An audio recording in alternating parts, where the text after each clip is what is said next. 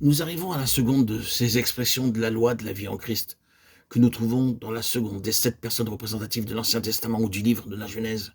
Et nous sommes maintenant en présence de Caïn et d'Abel. Nous trouvons ici la loi ou le principe de la vie se manifester par un contraste et un conflit, là où est la vie, et l'on comprendra que nous ne parlons pas ici de la vie humaine, nous parlons de la vie divine. Là où est cette vie, cet antagonisme viendra immédiatement à la lumière. Il en est toujours ainsi, et l'on ne saurait éviter le conflit ou le supprimer qu'au détriment de la vie. Dès que la vie de Dieu se trouve quelque part, un antagonisme s'y manifeste. Le conflit commence. Nous trouvons donc ici cette vie, et nous parlons maintenant dans le domaine des symboles. La vie se trouva dans la ligne que prit Abel, et la mort se trouva dans la ligne que prit Caïn. Il nous faut maintenant chercher la différence. Quelle est la différence? Considérons Caïn très soigneusement. Nous pouvons être superficiels au sujet de Caïn et en arriver à des conclusions qui, tout en pouvant être très fondées et vraies, seraient cependant inadéquates. Soyons tout à fait justes à l'égard de Caïn. Caïn n'ignore pas Dieu. Il n'est pas non plus quelqu'un qui soit opposé à Dieu extérieurement.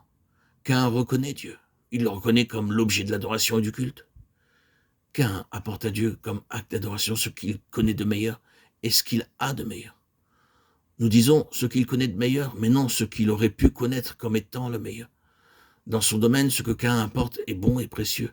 À moins de reconnaître cela et de l'exprimer ainsi, nous n'arriverons pas à comprendre la différence qui existe entre la mort et la vie.